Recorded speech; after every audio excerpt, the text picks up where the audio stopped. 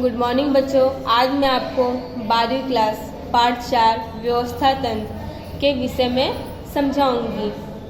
BA प्रस्तावना। आयोजन द्वारा इकाई के उद्देश्य को सुनिश्चित किया जाता है। बच्चों, आयोजन के द्वारा हम इकाई के उद्देश्य को यानी व्यवसाय को सुनिश्चित करते हैं कि उसको हमको किस तरह पूरा करना है। संचालन की सफलता का आधार मात्र आयोजन पर नहीं होता है। संचालन की सफलता का आधार मात्र आयोजन पर नहीं होता, बल्कि आयोजन के प्रभावशाली अमल पर होता है। बल्कि आयोजन में जो बनाए गए नियम है उसको अमल में लाना यानी कि उसका नियमानुसार पालन करना उसके ऊपर होता है। आयोजन के प्रभावशाली अमल और उद्देश्य प्राप्ति के लिए ही जो प्रबंधकीय ढांचा रचा जाता है उसे व्यवस्था तंत्र कहते हैं। आयोजन को प्रभावशाली ढंग से जो पूर्ण हो उसके लिए जो प्रबंधकीय ढांचा की रचना की जाती है बच्चों, उसे हम व्यवस्था तंत्र कहते हैं। जब समान उद्देश्यों की प्राप्ति के लिए एक से अधिक व्यक्ति कार्य कर रहे हों तब इकाई में प्रभावशाली व्यवस्था तंत्र की आवश्यकता होती है। जब समान उद्देश्य के लिए एक ही कंपनी में कई कारीगर एक साथ कार्य कर रहे हों तब इस इकाई की आवश्यकता पड़ती है।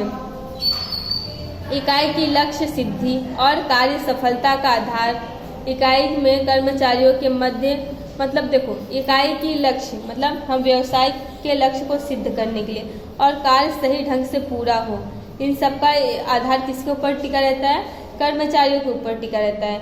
लेकिन कर्मचारियों के मध्य जो कार्य होता है उसका स्पष्ट विभाजन होना चाहिए कि कर्मचारियों के कार्य का स्पष्ट विभाजन हो, उनका अलग अलग अधिकार और दायित्व उनको सौंप देना चाहिए, तो कार्य क्या ऐसा है वो सही समय पर पूर्ण होता है।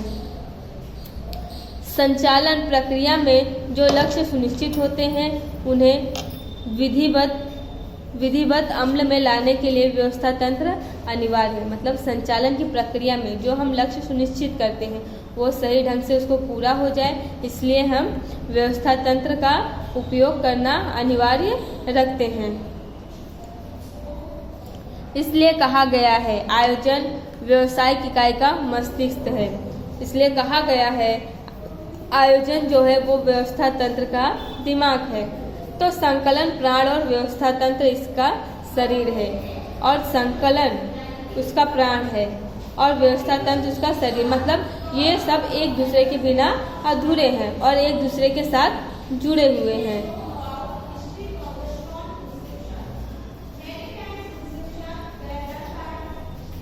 अब है व्यवस्था तंत्र का अर्थ।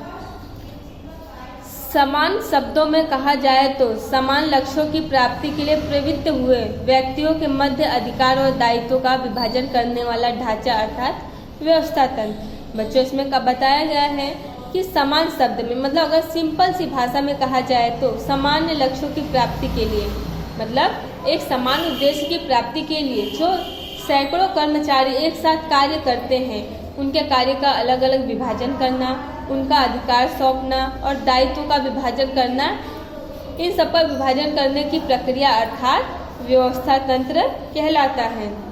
व्यवस्था तंत्र की व्याख्या। इनके विशेषज्ञ चेस्टर आई बर्नार्ड के अनुसार दो या दो से अधिक व्यक्तियों के सहयोग द्वारा होने वाली प्रवृत्ति अर्थात व्यवस्था तंत्र, यानी दो अथवा दो से अधिक यानी कई लोगों की बात की गई है। इतने लोगों के समूह का मतलब होता है व्यवस्था तंत्र। ये लोग एक दूसरे के सहयोग के द्वारा कोई भी कार्य यानी कोई भी प्रवृत्ति या इकाई को पूरा करते हैं। अब है लुइस एलन, इन्होंने क्या कहा है? इनके अनुसार व्यवस्था तंत्र ऐसी प्रक्रिया है कि जिसमें निश्चित उद्देश्यों की प्राप्ति के लिए लोग अधिक से अधिक प्रभावशाली रूप से कार्य कर सके। इनका कहने का अनुसार है कि व्यवस्था तंत्र ऐसी प्रक्रिया है जिसमें निश्चित उद्देश्य की प्राप्ति के लिए लोग अधिक से अधिक प्रभावशाली रूप से कार्य कर सके। इस हेतु को कार्य की स्पष्टता करना, उसका वर्गीकरण करना, दायित्व और अधिकार सौंपना, साथ ही संबंध स्थापित करने की प्रक्रिया है। यानी व्यवस्था तंत्र क्या है? लोगों को अपना अपना काम देना, उनका जो जो अधिकार है, जो दायित्व है, उनको सौंपना। और हाँ, एक कारीगर का दूसरे कारीगर के साथ और एक कर्मचारी का मालिक के साथ अच्छा संबंध बना है, ये इसको हम व्यवस्था तंत्र कहते हैं।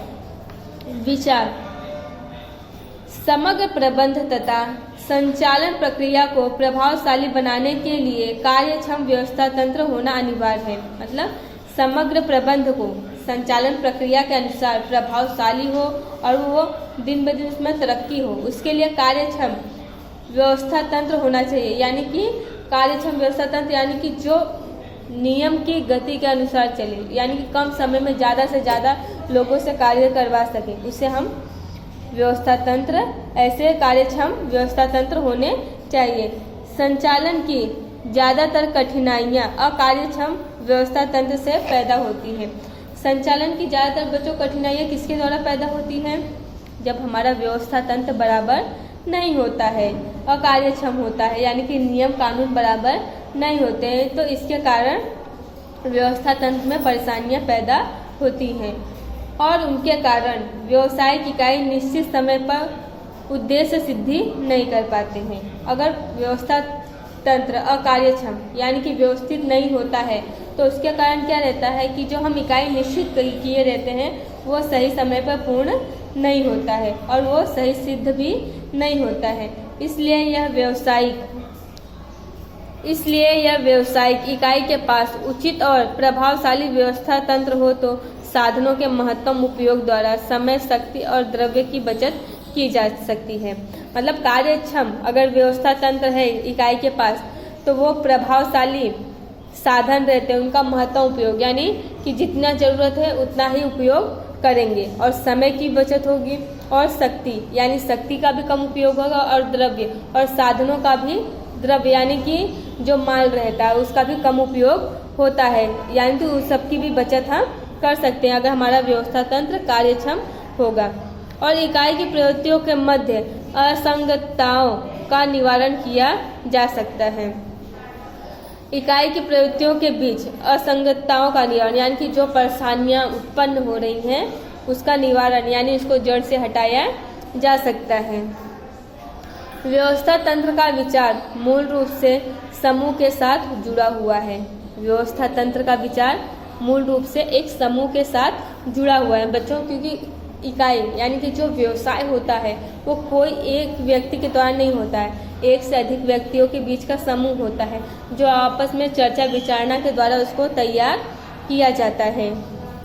इसलिए वो एक समूह के साथ जुड़ा होता है, यानी कि वो कई लोगों के साथ वो समूह जुड़ा हुआ होता है। जहाँ एक से अधिक व्यक्ति सामूहिक रूप से कार्य करें तब उस कार्य को प्रभावशाली रूप से पूर्ण करने का ढांचा ही व्यवस्था तंत्र है। जहाँ बच्चों एक से अधिक व्यक्ति सामूहिक रूप से मतलब एक दूसरे की जिम्मेदारी को समझकर कार्य करें, उस कार्य को ही व्यवस्था तंत्र का ढांचा कहा जाता है। इसलिए इसे प्रबंध भी कहा जाता है। प्रबंध यानी जैसे हम लोग बोलते हैं किसी चीज़ का प्रबंध करना, यानी कि व्यवस्था करना भी कहा जाता है। व्यवस्था तंत्र में किसी समान उद्देश्य की प्राप्ति के लिए एकत्रित हुए लोगों के मध्य व्यवस्था तंत्र में किसी समान उद्देश्य को पूर्ण करने के लिए जहां उस जगह पे व्यवसाय की जगह पे एकत्रित हुए लोगों के मध्य अधिकार और दायित्व का विभाजन, मतलब उन लोगों के बीच जो अधिकार और दायित्व का विभाजन करके उन व्यक्तियों के मध्य संबंध स्थापित करने का कार्य किया जाता है। जो इकाई में एक साथ कई कर्मचारी कार्य करते हैं, उनके कार्य का, उनके दायित्व का, उनके अधिकार का विभाजन करना ही व्यवस्था तंत्र कहा जाता है। मानव शरीर इसका उत्तम उदाहरण है, मतलब हमारा मानव शरीर उसका उत्तम उदाहरण है। मानव शरीर के अलग अलग अंगों के अलग अलग कार्य होते हैं। जैसे मान लो हमारा शरीर है, आँख है, नाक है, कान है, हाथ है, दांत है, ये सब एक ही साथ जुड़े हुए हैं, लेकिन सबका कार्य अलग अलग है। जैसे आँखों का काम देखना होता है, कान के द्वारा हम सुनते हैं, मुंह के द्वारा बोलते हैं, हाथ के द्वारा हम अपना काम करते हैं। वैसे व्यवस्था तंत्र में भी, इकाई में भी यानी व्यवसाय में भी बहुत सारे कारीगर होते हैं, लेकिन उनका कार्य अलग अलग ढंग से अगर सौंपा जाए तो व्यवस्थित रूप से वो कार्य पूरा होता है। जैसे हमारा शरीर, अगर मान लो सब कुछ सही, अगर एक दो अंग काम करना बंद हो जाए तो वो हमारा शरीर पूर्ण रूप से व्यवस्थित नहीं माना जाता है। इसलिए ऐसे ही व्यवसायिक इकाई में अगर सभी कर्मचारियों का उनका अधिकार दायित्व सही रूप से नहीं सौंपा जाएगा तो कार्य सही समय पर सही सिद्ध नहीं होगा और उसमें बहुत सारी परेशानियां भी आएंगी। इसलिए हमें इन सब के लिए हमें कार्यक्षम व्यवस्था तंत्र की रचना करनी पड़ती है। फिर सभी अंग एक दूसरे के साथ संकलित होते हैं। जैसे हमारे शरीर में सभी अंग एक दूसरे के साथ संकलित होते हैं, वैसे इकाई में भी यानी व्यवसाय में भी कर्मचारी से लेकर मालिक एक दूसरे से सब संकलित होते हैं। तो बच्चों, आशा करती हूँ कि आज आपको व्यवस्था तंत्र के विषय में समझ में आया होगा। बच्चों, अगले वीडियो में मैं आपको व्यवस्था तंत्र के लक्षण के विषय में समझाऊंगी। धन्यवाद।